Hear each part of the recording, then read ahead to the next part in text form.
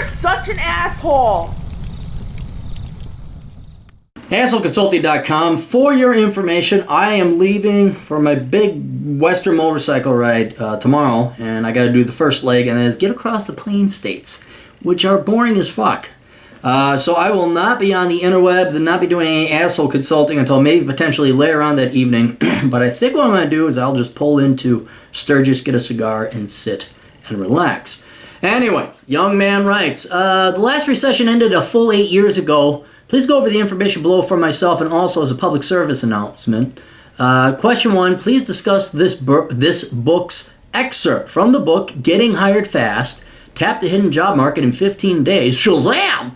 Subsection, keeping an eye on your company's vital signs. All right, sign 1, did the person who hired you leave? All right, that's bad because that person obviously knows more than you do. He or she has been there longer than you have. And especially if you have a good working relationship with your boss, which I say is worth at least a third of your salary. If you have a good boss, that is almost invaluable. So if they leave, that's a sign. Right? Now, a lot of these questions are going to come here. Here's the thing. You don't have to worry about any of these if you are constantly on the hunt for a new job. I wrote it in Bachelor Pad Economics. In addition to working out for men, lifting weights, well, women too. Your second part-time job that you'll have in addition to your current daytime job and working out, entrepreneurship, and your daytime job. Your fourth job is that you are always sending resumes out and see what a better deal is. You always want to have a job offer in hand. And it's increasingly becoming the case because there's no more of this 9 to 5, 20 years bullshit. All right? So all these are like, oh, is the company going to go under? Your position should be, that's all right, I got 2 job offers waiting for me. All right? And then when you see any one of these things, you can split down. But yeah, when the person that hired you leaves, dude, go find them and say, what the hell happened? Why? Why did you leave? Because then they're out of the company. It doesn't really matter. Track them down and find out why. Buy them a beer. Get them drunk. Whatever you got to do. Are other key players leaving? Yes. When your talent, like Honeywell decided recently that they're going to renege on their work from home offer that they gave their employees. Well, the people who are good, who can get a job anywhere else, the key players, the really valuable ones, they're splitting town. They're gone. So now Honeywell, even though this was a veiled attempt to not, it was a way for them not to say we have to lay people off, so now people are going to quit willingly. They don't have to pay out severance packages, and they don't have to announce we're laying off people. That's a theory. And usually, if you assume the worst about corporate America, you are usually correct. But it has the tendency, like when you see the best people leave, yeah, because they're the ones. It's like this. Key players on the Titanic. Who were they? They would be the engineers in the engine room, in the boiler room that saw the water coming in, and they were scrambling like rats to get off the ship. If you see them go, chances are you should go too. Is it change in ownership in the offing? Yes, that's another thing because a change in ownership, whether someone's buying you out outright, or you're being acquired, or you're being merged into a new company, especially the higher up you are, that means the less jobs there's going to be, because the whole idea between a merger and acquisition is, well, this company A has employees and management, company B has employees and management, and when they merge, well, you only need one team of management to manage twice the amount of employees, and that's how they cut costs and how mergers tend to drive value up in stocks. It's like, well, we just got rid of our white collar jobs. Bye, see ya. You're not needed. So if there's a merger or something like that, yeah, you're going to want to know who the more powerful, like who is the acquirer and who is the acquiree. And if you're part of the acquiree and you have a white collar on, you can look, if you're colorblind, you can ask people, what color is my collar? If they say white and you're the acquiree company, you're fucked. So you got to go and start shipping out your resume there. Is there a change in the reporting structure? That's bad, again, because usually that means streamlining. They're getting rid of people. They're trying to cut costs. Also, again, if you have a very good boss, you don't want to report to somebody else. That one isn't. Companies should reorg and restructure every once in a while to keep up with the times, to stay efficient and lean. And if it's a publicly traded company, you could tell. They have to report their figures. You can tell if the company is making money or not. But if it's a private company, it's really hard to tell. I wouldn't necessarily say that's a bad sign. But if it's in context of other things happening, like the three we mentioned above, that's bad. Is the company stock moving downward? That's bad. Because when the stock price goes down, that means you could be acquired for cheaper by competitors who, once again, will axe your job if it's unnecessary white-collar fat. How is your industry as a whole doing? That's another one. If the industry is dying, that means there's less demand for employees on all levels, blue collar or white collar, the people that make the stuff or the people that tell the people that make the stuff how to make the stuff. The horse and buggy industry didn't do too well. Maybe it's worth reading industrial publications and trade publications. How is your division doing? Again, same thing as the industry, but a lot of that can depend on coworkers and your bosses. You don't want to be in leper colony. Look it up. 12 O'Clock High. Great movie with Gregory Peck, 1949. 12 O'Clock High. You're a part of leper colony, and you don't want to be part of leper colony. Look it up on YouTube or the Google or the Wiki. How are your major clients faring? This is important. I had a client recently whose client, his main client was, I can't mention it, but it was a large corporation. Everyone knows this corporation. And it accounted for like 95% of their sales. And if like that client goes away, bye-bye. So yeah, you want to make sure that your major clients, aren't mortgage brokers in 2008. You want to make sure they're not auto manufacturers in 2007. Because then you can't. So a lot of this takes industry analysis and you're paying attention. A lot of times you're not paid enough to, just give me my fucking, just give me my job, give me my fucking money, I'm leaving you. I understand. But if you're, you're a career type person, you're going to do the corporate man. Okay, well, it's going to take a while. But yeah, if you're going to stick with the industry, you're going to want to know what's going on in the industry. Are managers often locked away in secret meetings? Oh yeah, that means like who are we going to lay off? Those are the who are we going to lay off meetings, but not our jobs, because fuck no, we didn't pilot this ship.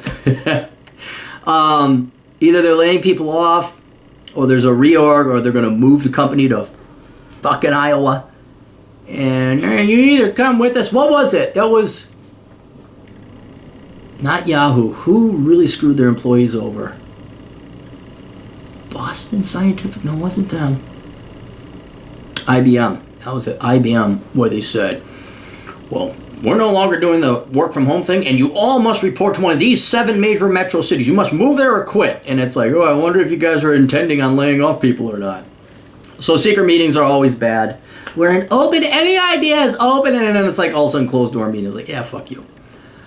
Are the manager, is there a black hole when it comes to new contracts or projects? Yeah, if you're not, I know this is all white-collar stuff, but let's just assume you're on a factory, an assembly line, and you're hammering your widgets, a widget comes by, hammering your widget comes by. All of a sudden, the conveyor belt rotates, and there's no widget. And then it rotates again, there's no widget. There's something wrong. That's a sign that demand has gone away, and there are job cuts are coming. Do you see evidence of cash flow problems? You can see this, again, if it's a publicly traded company, you can look up a company's cash flow statement.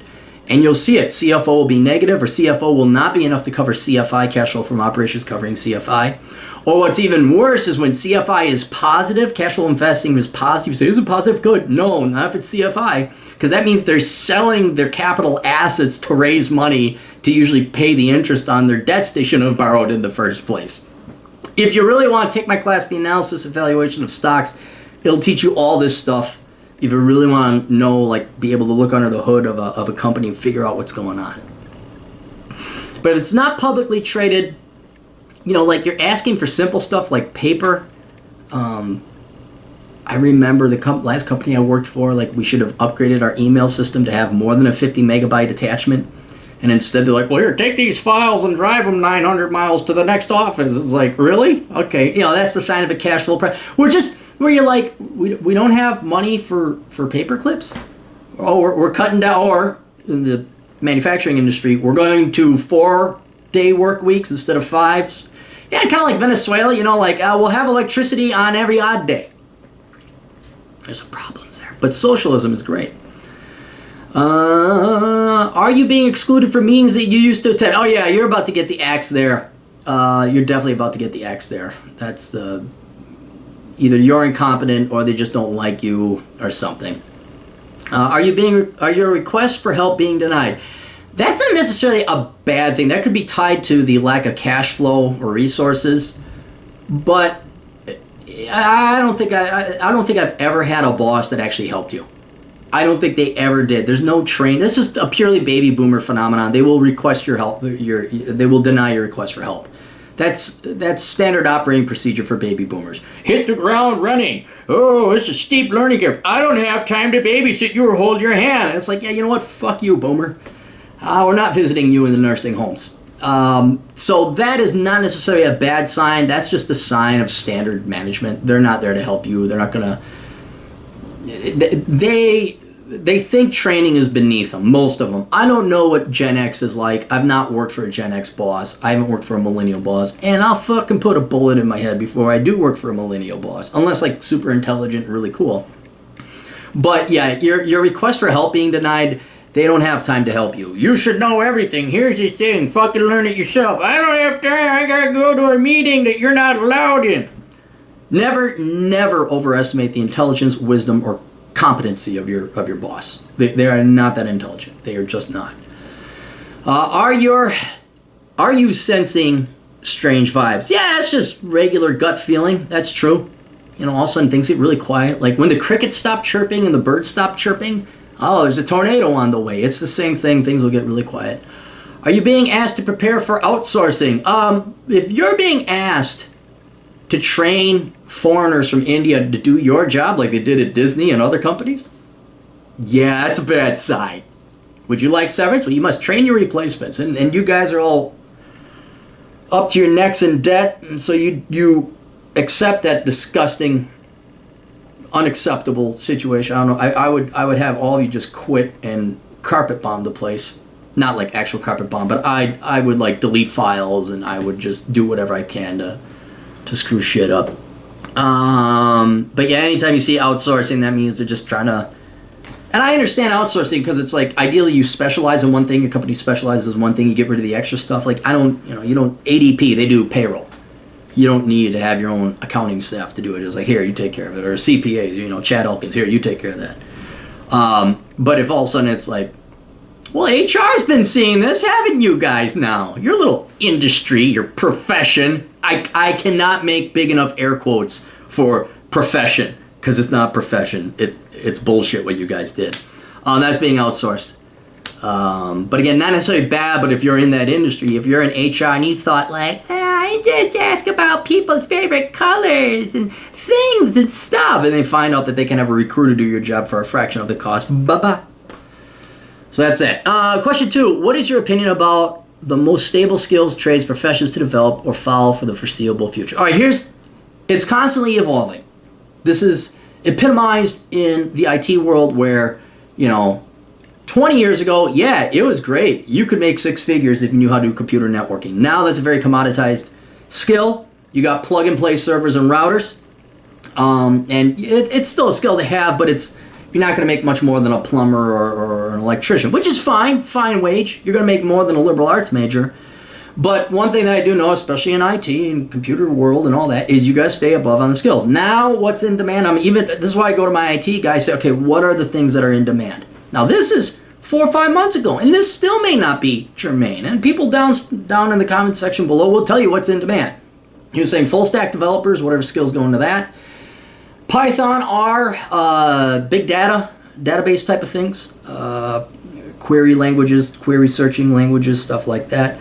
I'd have to take a look at my email list that he gave me before. VMware was hot maybe a year or two ago. I don't know if it's hot anymore, but this is the stuff you got to stay up upon. So this is where programming boot camps come in handy, although those are starting to become fly-by-night operations. So those are so in other words, computer programming skills are computer skills, but whatever is most current and in demand today. All right, I don't think learning C or COBOL or Fortran is really going to get. I know. There's some Fortran and COBOL programmers out there, and I know some mainframes are still using it. I know. Thank you. I don't need the lecture right now. Becoming a surgeon, medical, pharmacy, any advanced nursing certification. I think licensed practicing nurse is a good one. Physician's assistant. You don't want to be the person wiping people's asses, all right? Don't get your 2-year degree in nursing. Either you become a full-fledged nurse or not. Don't become the ass wiper, all right? Unless it helps you get there. That's some good working experience, and it humbles you. But yes, the high-level medical professionals. What else? Your tradesmen, I mean, they don't make a ton of money, but they do make pretty good money. And then your standard classical STEM degrees, your chemical engineering, electrical engineering, mechanical engineering, civil engineering, petroleum if the oil prices ever come back.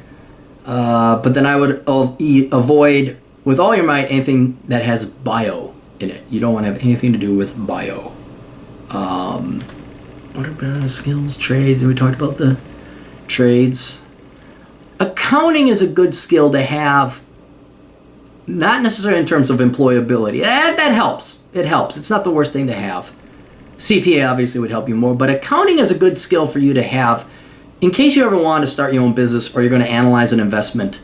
That's it. To be able to read an income statement, to be able to do your own taxes, that's something that you can teach yourself, and it's a pretty, I'd say, but it's not, if you're going to turn that into a career, you essentially have to become a CPA. And then there's some things like the obscure. Matt Tran's channel, Engineered Truth, is good for this. There's some like obscure careers you never thought of, like becoming a longshoreman, or becoming a registered agent with the IRS, or going and fishing for fish in Alaska. These jobs, a lot of them suck, but you get paid gobs of money. Merchant marine. There's some of these obscure stuff. Chimney cleaner. Never would have thought in a million. They make good money. Not terribly hard work either. I mean, dirty, but not terribly hard. So those are other things that they're just not sexy. They're not glorified. Oh, it doesn't get me into Silicon Valley. So how am I going to be a nerdy Asian engineer and buy myself a fancy car and impress the California babes, even though they'll go out with the CEO because he makes 10 times the amount of money I do? It doesn't need to be sexy, or you don't have to work for Google, preferably not. But yeah, just somewhere. Farming even. Like if you can, there's some farmers that make damn good money. They run if you're an entrepreneur. But there's some damn good, money to be made in agriculture. So, all right. The larger point though, you want to have a job that once you get into that profession, the industry needs you more than you need the industry. So that if any hanky-panky goes on with your employer, it looks like you're going to lose your job, it doesn't matter. Because you're getting a job offer from the company down the street. And that if you just choose the right profession up front, it's going to be so much easier than if you major in the liberal arts or finance or business or some other worthless bullshit. Because then you got them banging down your door. If you can get rid of the job search because you're in that high of demand, you save yourself years. Not to mention a shit ton of stress, not to mention your finances are infinitely better. All right? So get into the position where these 15 signs don't matter to you. Where it's like, okay, fuck you, I'm a brain surgeon, bye. And then you never have to live a life like I did. You don't have to live the life of scrimping and saving and living in basements. All right, that's all I got. You guys got questions? Go to assholeconsulting.com. We will see you guys in a different time zone. Toodles.